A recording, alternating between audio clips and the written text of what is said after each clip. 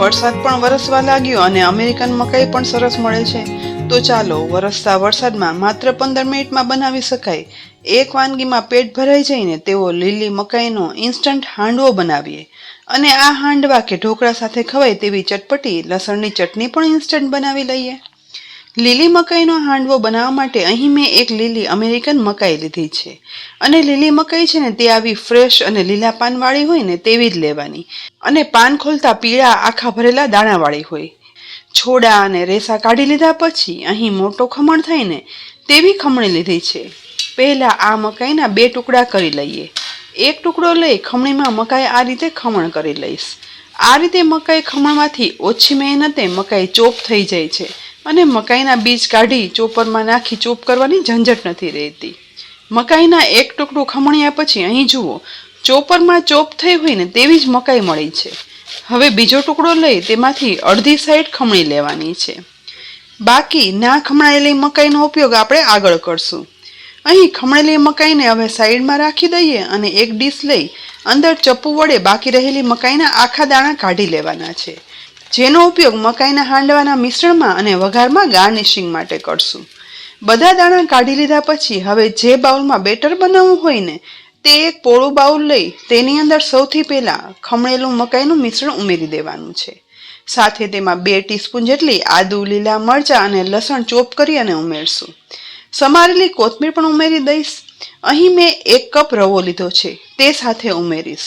જો સૂજી વાપરતા હોય ને તો થોડી પીસી અને પછી લેવાની. સાથે 1/8 કપ જેટલું બાઇન્ડિંગ માટે બેસન ઉમેરશું. હવે મકાઈના આખા કાઢેલા બીજમાંથી અડધા બીજ આ રીતે સાથે ઉમેરી દેવાના. જે હાંડવાના મિશ્રણમાં આખા મકાઈના બી હાંડવામાં થોડી ક્રન્ચીનેસ લાવશે. થોડી મકાઈના દાણા બાકી રાખી તેનો ઉપયોગ વઘારમાં કરવાનો છે. સાથે 1/4 કપ ખાટું દહીં લઈ તે પણ ઉમેરી દઈશ. હવે ચમચી વડે સહેજ એવું બધું મિક્સ કરી લેવાનું. અહીં મેં 1 કપ પાણી લીધું છે જેમાંથી પોણો કપ પાણી આ મિશ્રણમાં ઉમેરી દઈ ચમચી વડે એકદમ સરસ એક બાજુ મિક્સ કરશું. જેને લીધે બેસનના કે રવાના ક્યાંય લમ્સ નહીં થાય અને ખમણેલી મકાઈ, ઉમેરેલા મસાલા બધું એકદમ સરસ મિક્સ થઈ જશે. અહીં બધું મિક્સ થઈ ગયા પછી કન્સિસ્ટન્સી પણ જુઓ એકદમ પરફેક્ટ આવી ગઈ છે. પછી જોશે ને તો આપણે વધારે પાણી ઉમેરશું. પણ અત્યારે આ મિશ્રણને ઢાંકણ ઢાંકી માત્ર 15 મિનિટ રેસ્ટ આપશું. જેથી રવો છે ને તે પાણી શોષી એકદમ સરસ ફૂલી જાય અને થોડું ફર્મેન્ટેશન પણ આવી જાય. એ દરમિયાન આ મકાઈના હાંડવા કે પછી ઢોકળા સાથે ખાવા માટે ચટણી બનાવવા ખાંડણીની અંદર 3 કળી લસણ ઉમેરીશ. સાથે અડધો ઇંચ આદુના ટુકડા, 1 તીખી લીલી મરચી ઉમેરી દઈ દસ્તા વડે વાટી લેવાનું છે. અહીં ખાંડણીના બદલે આ પ્રોસેસ મિક્સરના જારમાં પણ કરી શકાય છે. બધું એકદમ સરસ વટાઈ જાય ને એટલે જુઓ અધકચરું વાટેલા આ આદુ, લસણ અને મરચાના મિશ્રણની અંદર 1 થી 1.5 ટીસ્પૂન લાલ મરચું પાવડર લઈ તે પણ ઉમેરી દઈશ. તેની સાથે 1/4 ટીસ્પૂન ધાણા જીરું પાવડર ઉમેરીશ અને અડધી ટીસ્પૂન મીઠું પણ ઉમેરી દેવાનું છે. હવે ફરીથી આ બધું સરસ વાટી લેવાનું જેથી લસણ, આદુ, મરચામાં ઉમેરેલા મસાલા મિક્સ થઈ જાય અને વાટીને મિક્સ કરતા લસણની ડ્રાય ચટણી વટાઈ તૈયાર થઈ ગઈ છે. તો વાટેલી આ આદુ, મરચાં, લસણની ડ્રાય ચટણીને હવે એક બાઉલમાં કાઢી લેવાની છે. એ પછી ચટણી થોડી એવી સોફ્ટ બનાવવા માટે લગભગ 2 ટેબલસ્પૂન જેટલું પાણી ઉમેરી દઈશ અને ચમચી વડે ચટણીમાં મિક્સ કરવાનું છે જેથી આપણને થોડી એવી પલ્પી ચટણી મળે. હવે ચટણીના વઘાર માટે અહીં વઘારિયાની અંદર મેં 3 ટેબલસ્પૂન સિંગ તેલ ગરમ કરવા રાખી દીધું હતું. ગરમ થતા તેલની અંદર અડધી ટીસ્પૂન સફેદ તલ અને ચપટી એવી હિંગ ઉમેરી દેવાની. તુરંત જ ઉમેરેલા સફેદ તલ ફૂટવા લાગે ને એટલે વઘારને ગેસ પરથી નીચે ઉતારી લઈ ગરમા ગરમ આ વઘાર છે ને તે પલ્પી લસણની લાલ ચટણીની અંદર ઉમેરી દેવાનું. જેથી ઉમેરેલા મસાલા, લસણ, આદુ, મરચાં એકદમ સરસ ગરમ વઘારમાં સરતળાઈ જશે. ચમચી વડે બધું મિક્સ પણ કરી લઈએ જેથી અંદર સુધી વઘાર મિક્સ થઈ જાય. સાથે થોડી એવી સમારેલી કોથમીર ઉમેરી બધું મિક્સ કરી દઈશું. નોર્મલી આ લસણની ચટણીમાં આપણે સફેદ તલ નથી ઉમેરતા, પરંતુ એક વખત આ રીતે વઘારમાં સફેદ તલ ઉમેરી અને ટ્રાય કરજો. હાંડવા કે ઢોકળા સાથે આ ચટણી ખાવાની ઓર મજા આવશે. બસ ચટપટી લસણની લાલ ચટણી બની અને તૈયાર છે. બીજી સાઈડ રેસ્ટ આપવા રાખેલો રવો પણ એકદમ સરસ પાણી શોષી અને ફૂલી ગયો છે. મિશ્રણની કન્સિસ્ટન્સી થોડી એવી થીક પણ થઈ છે. તો આ સમયે બીજા મસાલામાં 1/4 ટીસ્પૂન હળદર પાવડર, 1 ટીસ્પૂન લાલ મરચું પાવડર, 3/4 ટીસ્પૂન મીઠું, 1 ટીસ્પૂન સૂકા આખા ધાણા, અડધી ટીસ્પૂન કાળા આખા મરી સાથે 1 ટીસ્પૂન સફેદ તલ પણ ઉમેરી દેવાના. સાથે 1/4 ટીસ્પૂન બેકિંગ સોડા પણ ઉમેરશું. અહીં બેકિંગ સોડાના બદલે ઈનો વાપરવો હોય ને તો તે પણ ચાલે. હવે બેકિંગ સોડા એક્ટિવેટ કરવા અડધા લીંબુનો રસ નીચોવી દેવાનો, જેથી આ હાંડવાની અંદર થોડી એવી ખટાશ પણ આવી જાય. એ પછી 1 ટીસ્પૂન જેટલું તેલ ઉમેરી દેવાનું, જેથી હાંડવો એકદમ સોફ્ટ બને. સાથે થોડું એવું મિશ્રણ સોફ્ટ બનાવવા માટે 1/4 કપ જેટલું પાણી પણ ઉમેરી દઈશ. હવે ચમચા વડે એક સાઈડ સતત ચલાવી અને મિક્સ કરવાનું છે, જેથી ઉમેરેલા મસાલા અને બેકિંગ સોડા મિશ્રણની અંદર સરસ મિક્સ થઈ એકદમ સોફ્ટ મિશ્રણ બની અને તૈયાર થાય. અહીં 1 મિનિટમાં જ મિશ્રણ બેકિંગ સોડાના કારણે થોડું એવું ફૂલી પણ ગયું છે.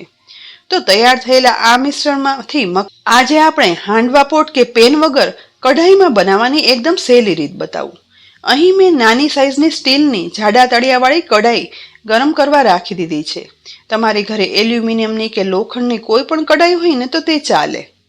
ગેસની લો ફ્લેમ રાખતા કઢાઈની અંદર 3 ટેબલ સ્પૂન જેટલું તેલ ઉમેરી દઈશ.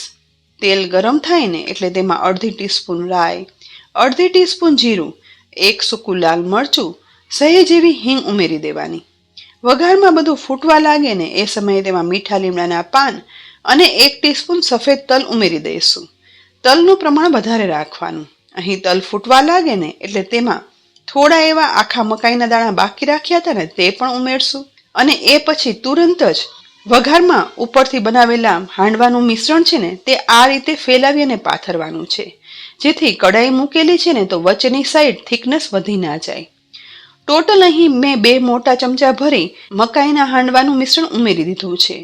બધી બાજુ એક સરખી થિકનેસની સરફેસ થાય તે રીતે ફેલાવી પણ દઈશું. એ પછી ઉપરથી થોડા એવા વધારે મકાઈના દાણા સ્પ્રેડ કરી દેવાના, જેથી વઘારમાં તેની ક્રન્ચીનેસ છે ને તે બહુ સરસ લાગે.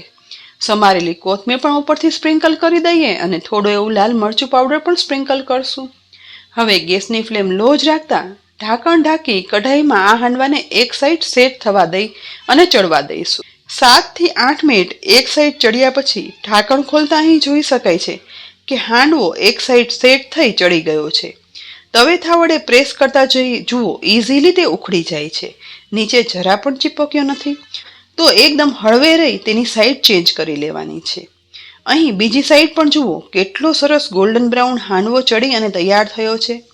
વઘારમાં ઉમેરેલા મસાલા પણ સરસ સતરાઈ અને દેખાઈ રહ્યા છે. તો ફરીથી બીજી સાઈડ ચડવા દેવા માટે કઢાઈનું ઢાંકણ ઢાંકી દેવાનું. વધારે 5 મિનિટ આ રીતે ચડ્યા પછી ફરીથી જુઓ ઢાંકણ ખોલતા હાંડવાની એકદમ સરસ સુગંધ પણ આવી રહી છે. ચપ્પુ વડે સાથે સાથે ચેક પણ કરી લેતા તે એકદમ ક્લીન બહાર આવે છે. હાંડવો અંદર સુધી ચડી ગયો છે, નીચે ચીપક્યો પણ નથી. તો ફરીથી એકવાર સાઈડ ચેન્જ કરી બીજી સાઈડ પણ જુઓ કેટલો સરસ લાઇટ ગોલ્ડન બ્રાઉન કલર સાથે હાંડવો તૈયાર થયો છે. ઉપરનો પડતો એકદમ ફરસું ક્રિસ્પી બન્યો છે. તો છે ને હાંડવા પોટ કે પેન વગર કોઈ પણ કઢાઈમાં ઇન્સ્ટન્ટ હાંડવો બનાવવાની એકદમ સહેલી રીત. બનેલા ગરમ હાંડવાને હવે કઢાઈમાંથી કાઢી લસણની લાલ ઇન્સ્ટન્ટ ચટણી સાથે પીરસી લઈએ. ઉપરથી ગોલ્ડન બ્રાઉન ક્રિસ્પી પડ સાથે વઘારમાં ઉમેરેલા આખા મકાઈના દાણા અને અંદર મકાઈની પેસ્ટ અને મકાઈના દાણા સહિત ઉમેરેલા મસાલાથી એકદમ જાળીદાર સોફ્ટ થયેલા આ હાંડવા સાથે લાલ ચટણી અને ગરમા ગરમ ચા વરસતા વરસાદમાં મળી જાય ને એટલે એક જ વાનગીમાં પેટ ભરાઈ જાય, બધાને ભાવે અને બાળકોને લંચ બોક્સમાં આપો ને તો પણ ચાલે. અને ઇન્સ્ટન્ટ માત્ર 15 થી 20 મિનિટમાં બની જાય. ફ્રેન્ડ્સ, અત્યારે મકાઈ આવવાની શરૂઆત થઈ ગઈ છે અને વરસાદ પણ છે, તો આ રીતે લીલી મકાઈનો ઇન્સ્ટન્ટ હાંડવો જરૂરથી બનાવજો. રેસીપી ઉપયોગી લાગી હોય ને તો લાઈક કરી અને શેર કરજો. સાથે જ અમારી યુટ્યુબ ચેનલ સબસ્ક્રાઈબ કરી અમારા ફેસબુક પેજને લાઈક કરી અને ફોલો કરજો. આવતીકાલે ફરી મળશું નવી રેસીપી સાથે. ત્યાં સુધી આવજો.